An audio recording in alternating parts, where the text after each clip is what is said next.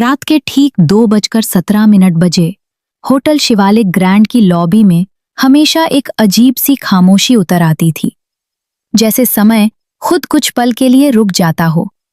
आरव ने computer screen पर झुककर फिर वही चीज देखी, रूम 303, बुकेड। उसने गहरी सांस ली। फिर से। उस रात उसकी ड्यूटी का तीसरा हफ्ता था और हर रात ठीक इसी समय, बिना किसी कॉल, बिना किसी मेहमान के, सिस्टम अपने आप रूम 303 को बुक दिखा देता था। पीछे से धीमी चप्पलों की आवाज आई। देखा ना फिर? ये भोला राम था, जो होटल का बूढ़ा सिक्योरिटी गार्ड है। आरव ने मुड़कर उसकी तरफ देखा। ये कोई सिस्टम गड़बड़ है भोला जी, आईटी वालों को दिखाना पड़ेगा। भोला राम हल्का सा हंसा, लेकिन उसकी आंखों में डर साफ था। बेटा, ये मशीन की गड़बड़ नहीं है, ये कमरा खुद को बुक करता है। आरव ने आंखें घुमाई और बोला, मतलब?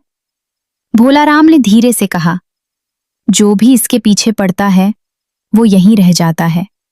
अगली रात आरव ने तय किया कि वह इस रहस्य को समझ कर रहेगा। 2:16, 2:17, टिक। स्क्रीन चमकी। Room 303, booked. Guest name Aarav Mehta. Aarav का दिल एक पल के लिए रुक सा गया। ये मजाक है क्या? उसने तेजी से कीबोर्ड पर टाइप किया, लेकिन एंट्री डिलीट नहीं हो रही थी। भोला राम उसके पीछे खड़ा था। नाम देखा? आरव ने धीरे से सिर हिलाया। भोला राम ने फुसफुसाकर कहा, अब ये तुझे देख रहा है। आरव ने तुरंत कैमरा फीड खोला। तीसरी मंजिल का कॉरिडोर खाली, दरवाजे बंद, लाइटें टिमटिमा रही थीं। अचानक फ्रेम में एक हलचल हुई और रूम 303 के बाहर कोई खड़ा था। लेकिन वो आया कब? आरव की उंगलियां जम गईं। वो आदमी कैमरे की तरफ पीठ किए खड़ा था। आरव ने फुसफुसाया, ये कौन है? भोला राम ने कुछ नहीं कहा।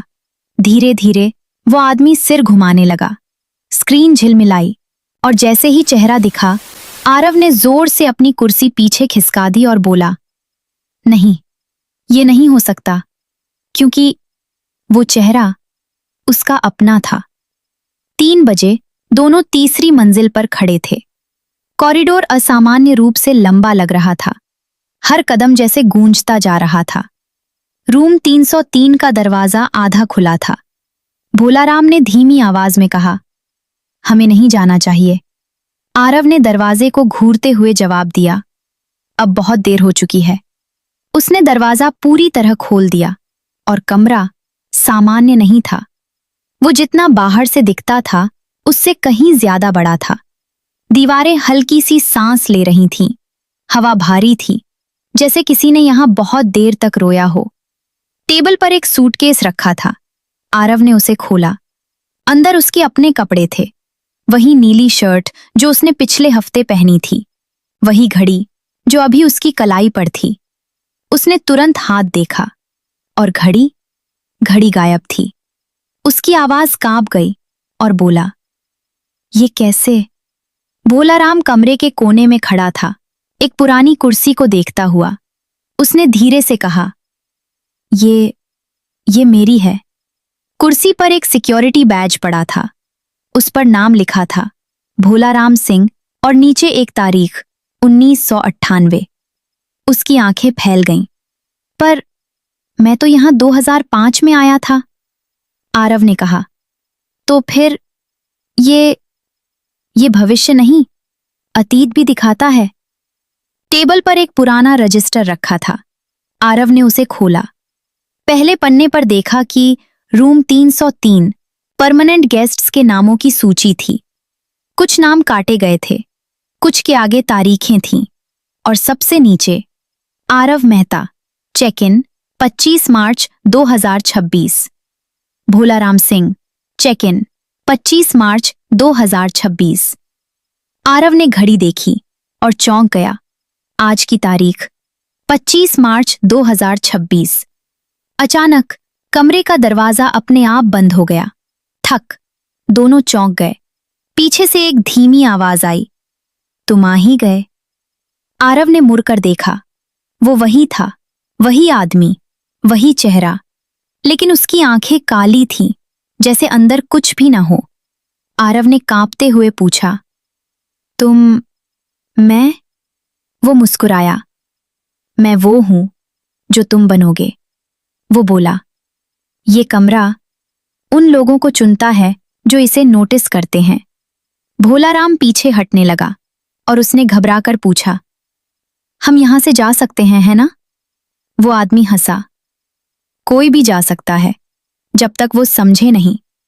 आरव ने पूछा, और अब तुम जान चुके हो। कमरे की दीवारें धीरे धीरे सिकुड़ने लगीं। आरव ने दरवाजा खोलने की कोशिश की, लेकिन हैंडल पिघल रहा था। भोलाराम चिल्लाया, कोई है? मदद करो!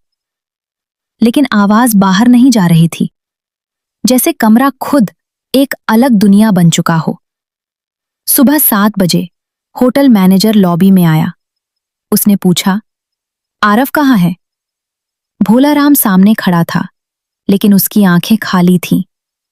उसने सपाट आवाज में कहा, कौन आरव? मैनेजर ने भौहें सिकोड़ ली। तुम ठीक हो? भोलाराम धीरे से मुस्कुराया और चला गया। और एक बार फिर 2:17 AM कंप्यूटर स्क्रीन चमकी। Room 303, bouquet. Guest name Bholaram Singh. तीसरी मंजिल के कैमरे में रूम 303 के बाहर एक आदमी खड़ा था। इस बार वो भोलाराम था और अंदर कोई इंतजार कर रहा था।